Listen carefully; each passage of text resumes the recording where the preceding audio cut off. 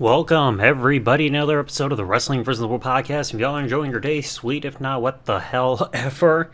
So, it is finally time to get to the show that I kept talking about, and that is Brooke Knows Best. Today is going to be Season 1, and then when I can, I will do Season 2 in a separate video, but I cannot guarantee that Season 2 is going to be a full season review, because like I said, I can't find the last episode, but just as I'm recording this, I finally finished the first season. Let's break down what happened. And for those who don't know, Brooke Knows Best was the spin-off series for Hogan Knows Best.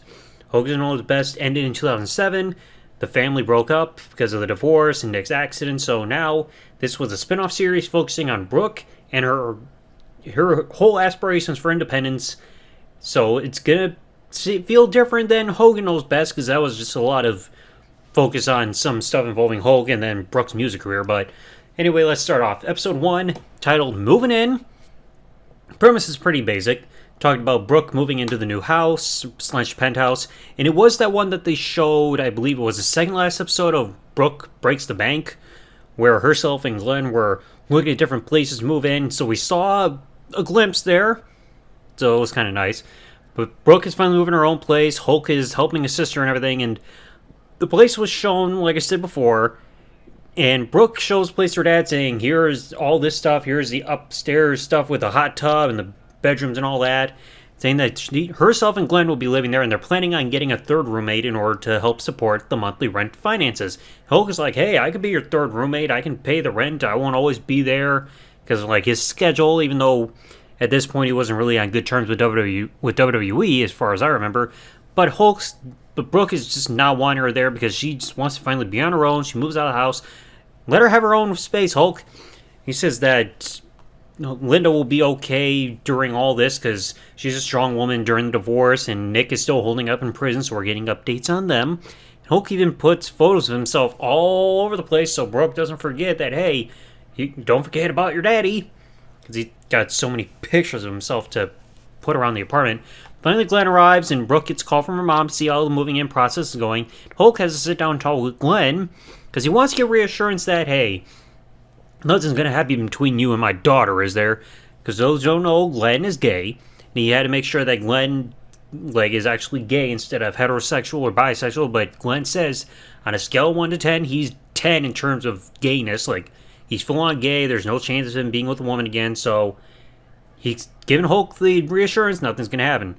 And after Hulk is doing his own thing, Brooke opens up to Glenn about the divorce and feeling like after the divorce is finalized, she thinks that Hulk and Linda can both move on, but clearly that's not the case for Linda now, is it? Yeah, and anybody who's seen the news reports and everything know that Linda just can't fucking move on. And Hulk is downstairs. He's talking to Sam, the guy who's at the front desk. I think he owns the apartment complex. And his overprotective side starts to show again because he's saying that, hey, maybe I can move into the penthouse next door to Brooke. And, hey, just keep an eye on her. Make sure everything's okay. It's like, Hulk, she's going to be fine, okay? She's got Glenn. Now, then afterwards, we see a bit of shopping to try to get ready for moving in. And they go to Target. Nice choice there. And Glenn's trying to embarrass Brooke, saying, hey, Brooke, why are you around all the condoms and all that shit? And they need 2 carts of all the stuff that they got. Hulk's off on his own. He's getting chips. And Brooke and Glenn are just like, oh, maybe we should call. Like, where's Dad?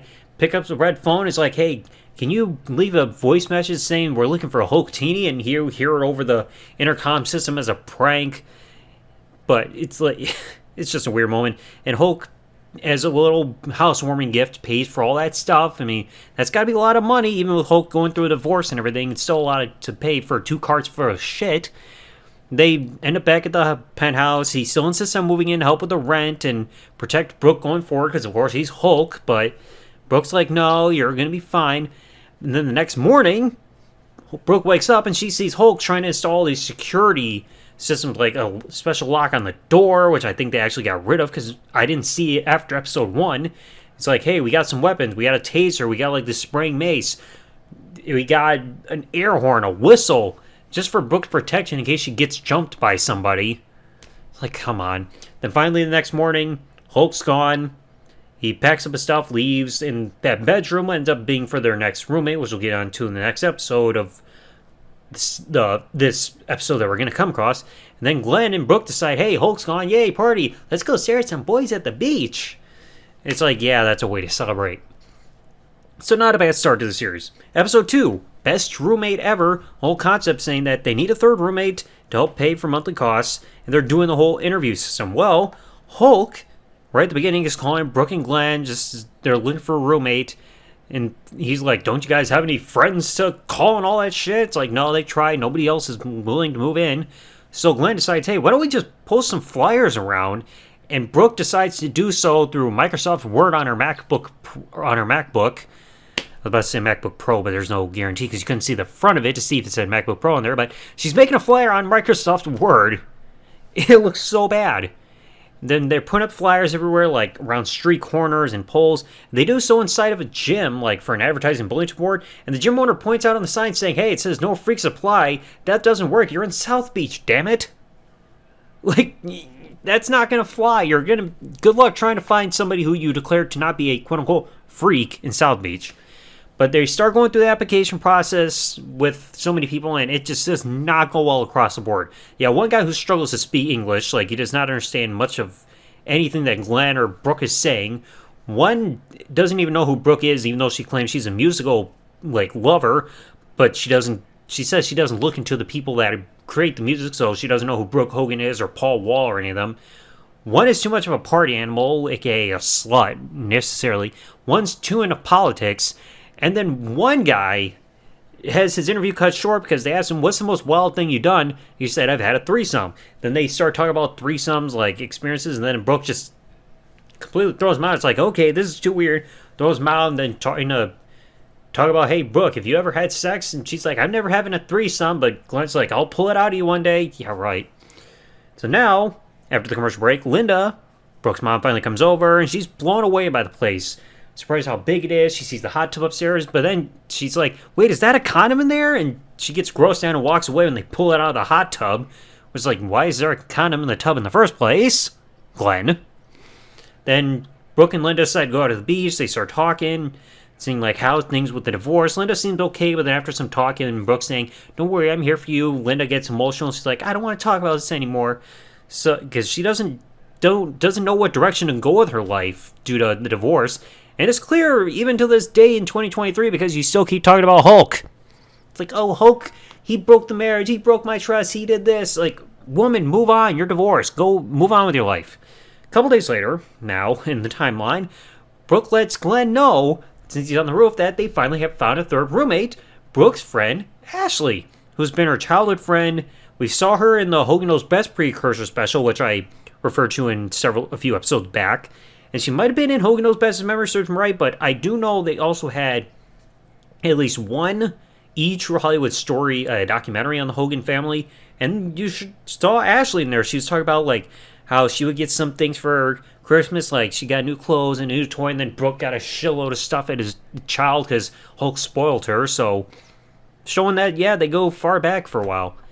So Ashley arrives. She takes the bedroom that was technically a guest room at first with Hulk that was in there. And then they decide, hey, before I get to the last part, they get something at the door as a present, and they open up and they see it's a cardboard cutout of Hulk Hogan from 2002 with the bandana that says Hulk still rules. He had the black facial hair like when he's in the NWO. So it's just like, why? Ashley puts a bra on it. Glenn puts one of those Bob Marley hat wig combinations on the head. And to close the episode, they decide, hey, let's go to a club to celebrate Ashley moving in. So they go out, have fun, meet boys, exchange numbers, and all that shit. It's whatever. Episode 3, things get chaotic. House party. So the episode already starts off. They're all three of them, Ashley, Brooke, and Glenn, are on the beach, and they discuss having a housewarming party to, break in the new home.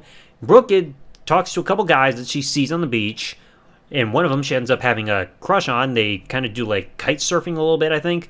And one of the guys actually recognizes her because of the last name. It's like, oh, you're Brooke Hogan, Hulk Hogan's daughter. Oh, shit. So they have the invitations to the party. Hulk learns through a call from Brooke that the party is happening, which he's not happy because he didn't get invited. It's like, yeah, because independence, Hulk. But then she brings up the revelation that Brooke is invited Stax. And if you guys don't remember who Stax was, if you watch back on Hogan Knows Best, it was in that last season where Nick had a friend with him on that episode talking about like sex education, all that. That was that friend, that bald guy who joined in with like talking on the phone and doing the drawings of the naked woman and all that in the class. That's that dude. And it turns out that Brooke dated Stax, which was never ever known. I mean, they broke up like in storyline, like the timeline a couple months before this episode happened. So it happened somewhere during that period between Hogan Knows Best and Brooke Knows Best. But Brooke decides she wants to invite Stax to the party. He's like, yeah, we've been broken up, but, you know, he's going to find out about the party. I'll let him join. And Glenn and Ashley are just concerned because it's like, Stax is going to be there, your ex-boyfriend, you're inviting this guy who you'd have a crush on named Damien that she saw at the beach to the party together. So there's concern there. They go to the party store, they get preparation for the party and getting a bunch of shit. And, of course, for the party, they break out the Hulk Hogan cardboard cutout. Ugh, and that's going to bite them in the ass later. So the party is getting started. Everybody's having fun. A ton of people come around. And Brooke, the whole time, she's so flustered that she can't even talk with Damien being there. Things quickly start going wrong because then people start to get rowdy. Then food's being thrown, a glass gets broken, people go into Brooke's room, which she did not want. Ashley even brings Damien upstairs in order to avoid her and or him and Stax even being in the same room together. So trying to avoid that awkward stuff. And Brooke later talks to Glenn because Stax, right in front of Brooke, is looking Ashley up and down. And Brooke admitted early in the episode she still kind of feels some stuff for Stax, even though they're broken up and the loved ones in there. But, you know, they still care about each other. But Stax is just completely pissing Brooke off because just being not caring about how Brooke feels or anything, just looking Ashley up and down, flirting with her and everything right in front of Brooke. He just has no regard for how Brooke feels or anything. And then the party just goes out of control because everybody starts horseplaying in the hot tub. Someone attacks the Hulk Hogan cardboard cutout downstairs, and Brooke tries to end the party saying, everybody get out, and then something expensive gets smashed on the floor, which Brooke says was like $5,000. I don't know if it was like some vase or something like that, but it was something pretty loud that smashed.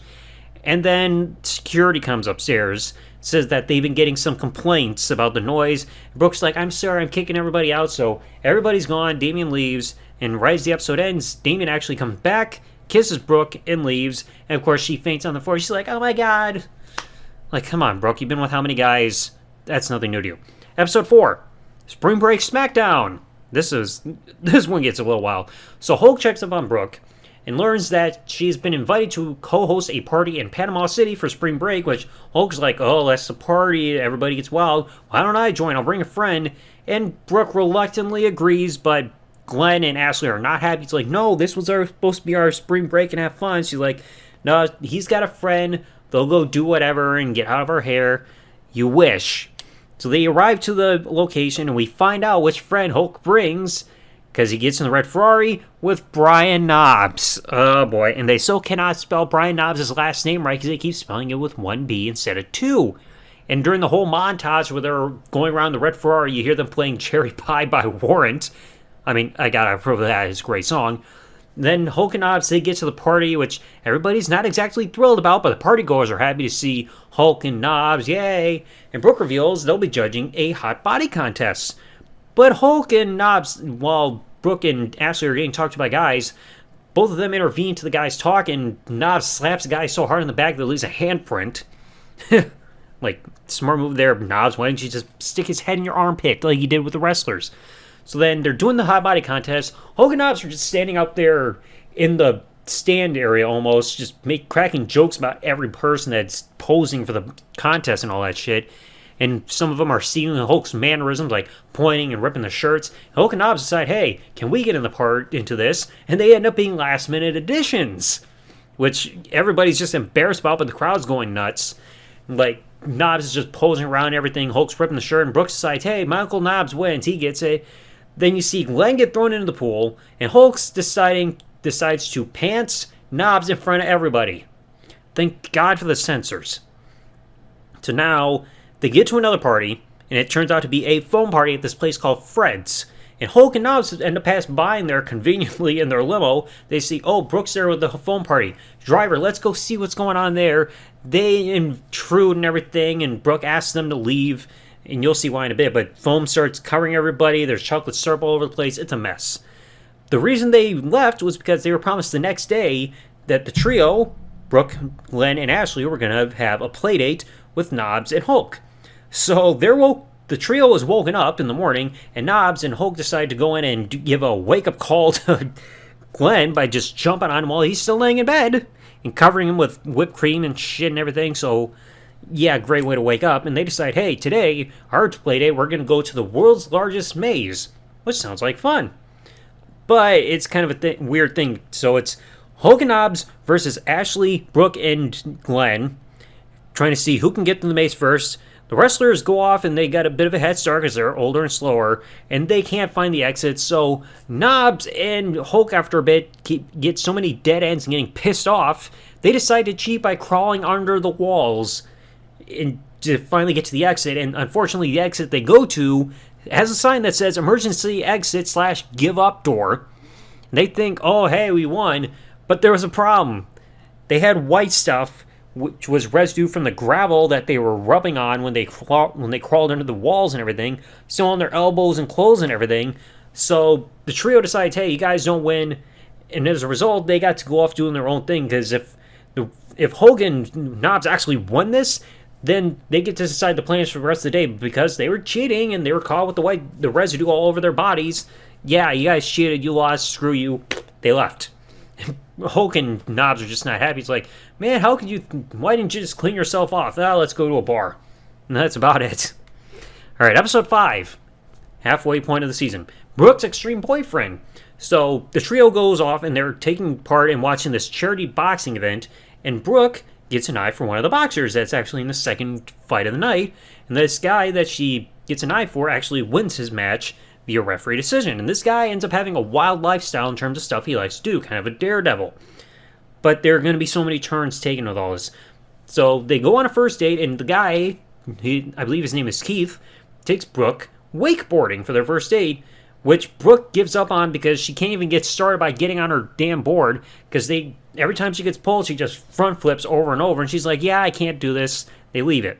Second date, the guy actually decides to invite Brooke, Glenn, and Ashley with his friends to go paintballing, which Brooke is not exactly really hyped about, and the call ends up happening for confirmation that the day was going to happen while Brooke was talking to Hulk, but she's never done this before. So the day goes on, and it ends up being kind of iffy because Brooke, the whole time when she's doing paintballing, she's more focused on actually dodging all the shots rather than actually using her gun. She's like, run!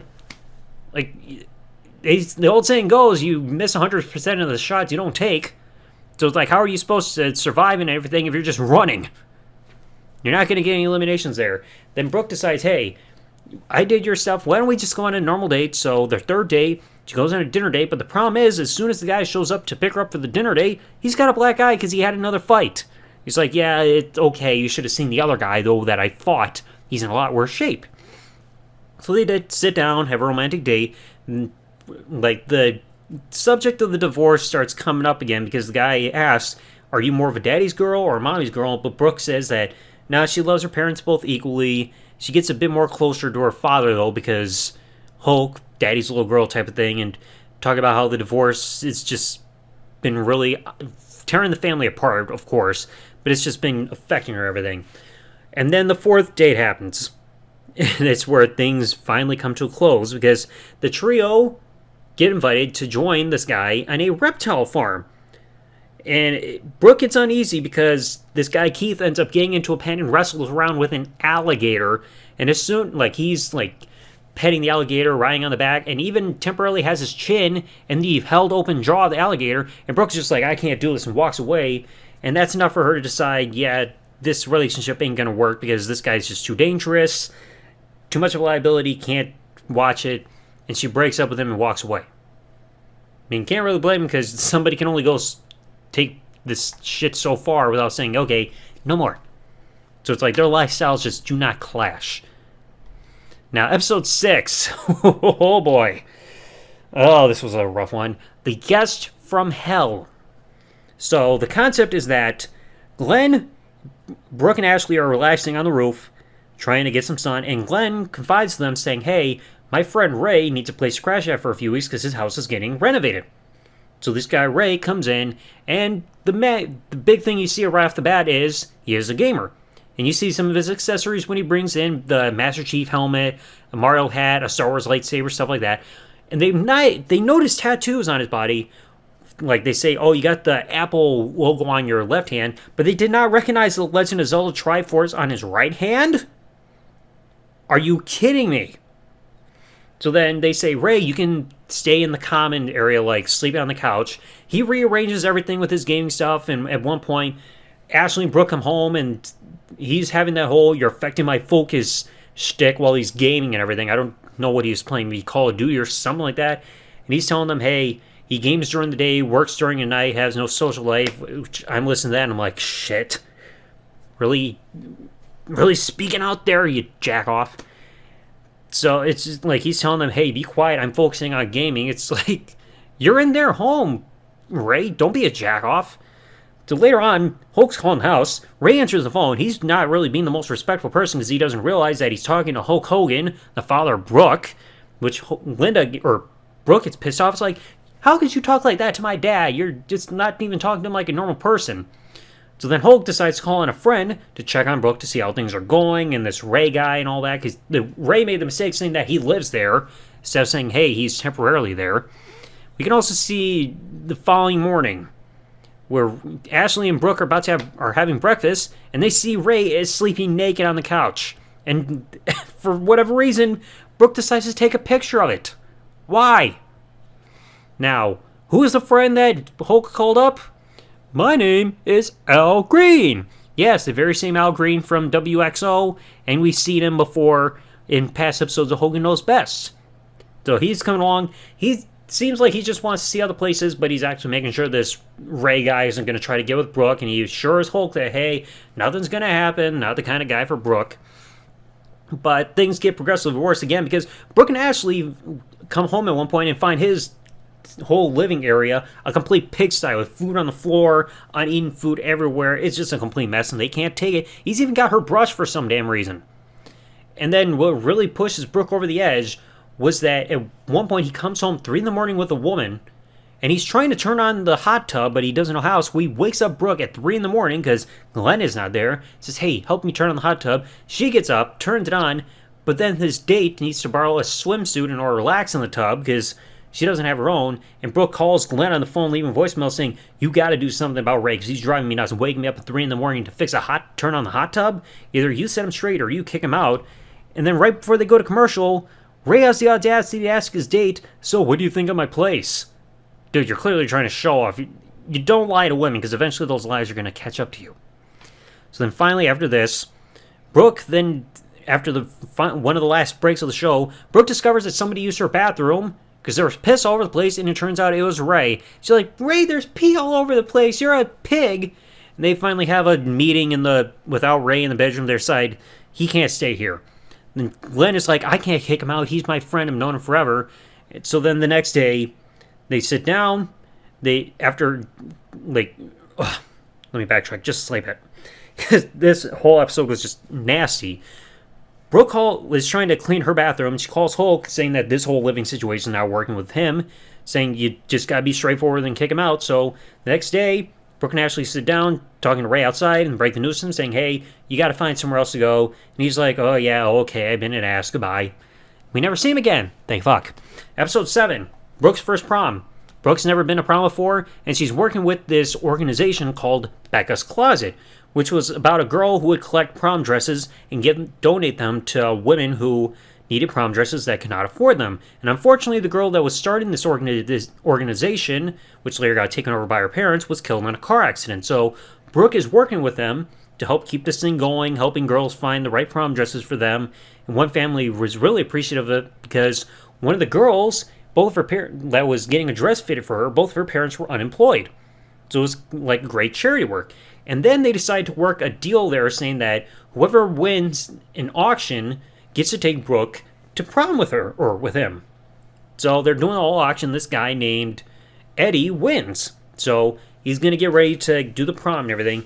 But tragedy strikes in real life because the very same day, unfortunately, that the prom is about to happen is around the same time that Nick gets sentenced to his 8-month prison sentencing because of the whole car accident. And it's really affecting Brooke and Glenn and Ashley comfort her and everything because it's just bad timing there. But it's just like she eventually calms down. She gets ready for the prom. She meets up with Eddie, and for some reason, Glenn and Ashley are taking pictures and filming everything with their own cameras, even though you got a camera crew watching this from their own angle and everything, so you don't need the extra camera work. So then they go into a limo, like Hulk calls up saying how everything is, and this guy also like Eddie, the guy that takes Brooke to prom, talks to Hulk on the phone. He's like, oh my god, I'm talking to Hulk Hogan. It's like, you fucking mark. So they go with like prom, everything's cool, and before they go to prom, Eddie helps Brooks meet his family, everything, and for the first time in this entire show, there's something involving music, because not including the montages from before, but Brooke is like singing and playing the piano, kind of a little performance for Eddie's family. So it's like finally something happens involving music involved when it comes to the musician of the series. So they go to prom, everything happened, everything's cool, dancing, Eddie is just being an absolute freak. And one of the main things they try to hammer home at the end of that episode is that Eddie makes a pact with his friend that he's going to kiss Brooke. And eventually he does, right at the end of the episode, when he takes Brooke home, kisses her before she goes inside. So it's like, hey, he got his kiss with Brooke. Okay, you win your bet. But then again, what exactly did you win? Nothing. You just kissed a woman. Big whoop. Episode 8, Tattoo Me.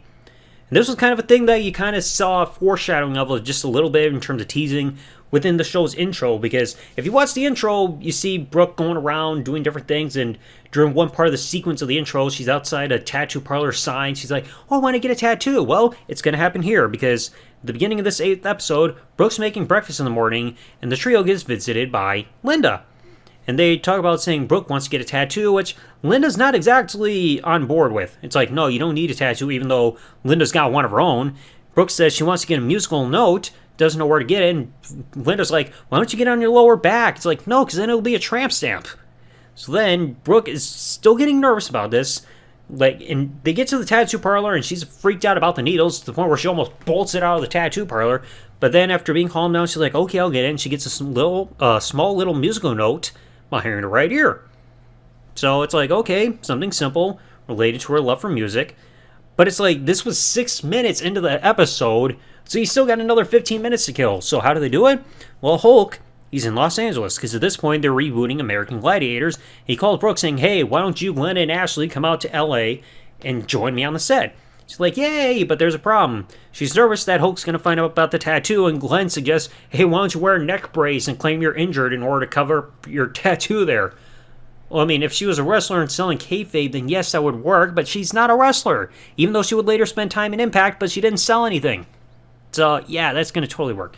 So the trio gets to LA, they go on the set of the show, and they're shown around. They even, for the fun of it, climb that pyramid structure that they got, just to see, hey, we can quickly get up there just to fool around. Whatever. Then everybody talks to Hulk and catering, and he gets dangerously close to seeing Brooke's tattoo by complimenting her hair and moving around a bit. She's like, oh my god, he almost found out. And then they show, like, filming of an episode of American Gladiators, except they show through the camera angles from the VH1 crew that's filming this show, so different camera angles about all the interviews and all that shit going on. Everybody's hanging out in Hulk's trailer in the back, and finally they break the news to Hulk that, hey, Brooke's got a tattoo.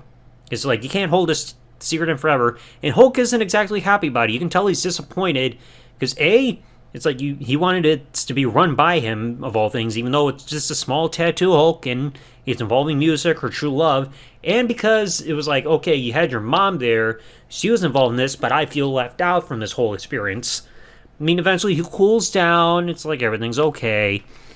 And then to close off the episode, which was weird, the trio decides, hey, why don't we dress up like the American Gladiators? So they got their outfits on, and Glenn's got to wear a cup. He pops out, like, wearing the outfit and everything like that, and Ashley and Brooke a few times start playing with the cup, knocking on it and everything, being like, knock, knock. Glenn's just looking at it, he's like, who is it? And it's just like, come on, dude. So yeah, it's just a bunch of tomfoolery. Episode 9. This one feels like a rehashing, Stripped to be Fit. So right off the bat, Glenn, Ashley, and Brooke want to go salsa dancing at a club. And Hulk is just like, he's not buying that salsa dancing can count as an exercise. It's like, what happened to the training, say your prayers, take your vitamins shit. Well, I mean, she's not on steroids, dude, so don't worry about that. And they decide that after dancing, they hear about a pole fitness club for exercise purposes. But this sounds like a rehashing of that episode Hogan Knows Workouts from season 4 of Hogan Knows Best, where Linda wanted to lose weight and was taking all those classes. So it feels a bit like a rehashing there in terms of an overall purpose. But Brooke calls her mother, convinces her to join the class. Like they're going to dance on poles, work on their fitness and everything like that. So Ashley, Brooke, and Linda go to the class, and Brooke is easily picking up on this shit. Everybody knows, like, hey, she's a natural, easily picking up the moves. And Brooke is really enjoying this, and she decides, hey, I want a pole for inside of my house. And she goes to the store called Hustler Hollywood. And of course, you think Hustler, you think dirty shit. They got panties, they got condoms, and all this other stuff. And she spends like $500 on this aluminum pole. It's like, really? $500 for a pole? That's too much.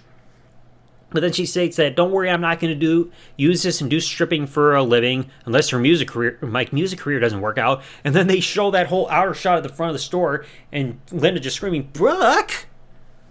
Just like, yeah, they got to do that in order to give that whole effect, saying that she's that fucking loud. So Linda comes to the house, and just as she gets there, the stripper pole arrives, they install it, and Glenn tries it out. He runs up and swings on it. It's like, okay, it's not going to fall over, you got to worry. And they later invite some friends over to check out the house. And Ashley does a bit of dancing on the pole, and then so does Brooke. However, the problem with Brooke dancing on there is that their friends take photos and videos of the performance, and Hulk gets alerted that footage of Brooke dancing on the pole was uploaded to YouTube because Jimmy Hart found it. So then Brooke, she realizes she misses 8 calls from Hulk and all these voicemail messages. She goes on YouTube and finds the video. And she can't figure out who posted the video in the first place. And I also checked on YouTube. The video's not there anymore. So it's like, and plus this was 2008, so the person probably took it down after the episode finished filming. But it's like everybody's worried. It's like, oh my god, how he take this video down? Like, yeah, it's probably a complex subject for back in 2008, back when YouTube was still a newer thing. But come on. Just call up the friends and ask them to take it down. It's that simple. Then finally, at the end of the episode, Hulk finally arrives at the penthouse after 5 hours driving, and he sees the pole there because he thought Brooke was in a club stripping and dancing on a pole, but it's like, no. The pole is here in the penthouse. She's not stripping. She's just dancing on there because she was doing this exercise and, showing it off for her friends. Hulk's like, oh, but you got to be careful of what can be put on the internet. Yeah, if only you took your own advice there, Hulk, from your whole racism scandal from a few years back. Click, click. So now finally we get to the final episode of the season, episode 10, The Old College Try. We already get trouble right off the start because Brooke's driving the car, Glenn's in the back, Ashley in the passenger seat, I think, and they're trying to drive, and they're on the highway, like a turnpike, and their car runs out of gas. So then Ashley's got to hop in the driver's seat, she's calling for help, and Brooke and Glenn decide, we're going to push the car, but they stop because it's like, hey, the motherfucker who I just called is right behind us with a canister full of gas in order to help get us back to at least a gas station or something. So like, yeah, stop pushing the damn car. Then finally they get home, and Ashley tells both Glenn and Brooke that she's thinking about going to college. She couldn't decide if she wanted to go back to New York or stay in Florida because she's got a scholarship. And Brooke's like, hey, why don't I go to college? But both Glenn and Ashley laugh at that. And the thing is, Brooke's thinking about this because she's frustrated with her music career and is considering going back to college and getting some kind of major in science or psychology, maybe marine biology. But of course, when I hear the words marine biology, I keep thinking of George Costanza, who pretended to be a marine biologist. Anybody who's seen Seinfeld will understand that reference. So Brooke decides, hey, I'm going to go with Ashley to go to FAU, one of the colleges down in Florida, to see if it's a good fit. So they sit in a literature class. Brooke is not paying attention one bit. She's dozing off, goofing off with Ashley, poking her and everything. She's checking out the dorms, which she's not impressed with because of small size and all that shit. But she's either just not paying attention or sleeping. And Glenn asks how it goes, and Brooke's just like, oh, it was boring. I mean, that's how school is, Brooke. You can't expect it to be a big party fest. And then Glenn just says, hey, you might want to hold off on college because right now is not the right time. You need to focus on your music. So then later on they go back to campus because they find out there's a bonfire and they watch some football action because football games going on between teams. They later attend a bonfire, which Brooke loves. She's like, oh, that was so much fun. I love it. And she later calls Hulk on the phone and asks for his advice. Should she go to college or not? And Hulk says, well, there's nothing wrong with going to college, getting your education, and stuff like that. It's something good to fall back on. But it's like, if music is your one true love, you just stick to it. And he also reiterates a point that when Brooke was young, she was really into marine biology, which she said she was thinking of, but it's like, you don't really think of Brooke being somebody who's into science, of all things. Like, you've never really seen that side of her, even with Hogan Knows Best back in the day. But it's like, Brooke's got a decision to make. College or music? So the end of the episode, she's sitting there on a MacBook. Len and Ashley come in. She's like, I'm weighing the pros and cons, everything. She's like, yeah, music is my true love, but college is real, ... But I don't do real. So instead, she's sticking with music. She's like, not going to college, gotta stick with what she loves. And then they fast forward like 3 weeks and show that Brooke's in a musical rehearsal. She's loving it. And then her heart drops when she finds out that a music video they want to do is going to cost her $75,000. But it's like, hey, you want to do the music video, you gotta sacrifice the money. Because I think, according to Wikipedia, it was saying that she had like no label or contract or manager or anything. But it's like, how can she not have that stuff? You just saw her within the last season or two of Hogan Knows Best, of her just signing a contract with that dude who I know eventually passed away that was doing the whole Ponzi scheme shit. I can't remember his name now, but I talked about him in that precursor to Hogan Knows Best. And you also had that other guy who signed like fucking Britney Spears. So it's like, how does she not have a label like connection still? Or did something fall through during that brief period between when Hogan Knows Best last aired and the beginning of her series? Like, good God. But anyway, that's going to wrap it up for this first season. This season, like I said, some episodes were hit and miss because, like, the moving in, fine. The Guest from Hell was cringeworthy because of the guy's behavior and all that shit. You would have thought there would have been more focus on Brooke's music and everything, because that's what they kept putting so much focus on with Hogan Knows Best to help jumpstart her music career. But nothing really was done to reiterate the point that, hey, she's a musical artist and you should check out her music and anything throughout this entire 10 episodes of the first season. So it's just like, I can't really recommend this season at all. Like, you had some fun moments, like, yeah, Knobs can be there for comedic purposes to entertain the people, but that's all you really had for the season. So anyway, next time when I get the chance, I'm going to cover season 2, but don't expect a discussion on the last episode, because like I said, I can't find it. So I'm going to only be able to review the first 9 of the last 10 episodes of this final season to cover the full second season Brooke Knows Best, and then that'll be it for this show. Yeah, the show did not last long, so if you guys enjoyed today's episode, please remember to leave a like, subscribe with the bell turned on if you're watching this on YouTube, or follow if you're listening to this on any other service that this podcast is available on, and I will catch you all in the next episode of the podcast. Thanks for listening, everybody. Like, comment, subscribe. Peace out, and good day, everybody.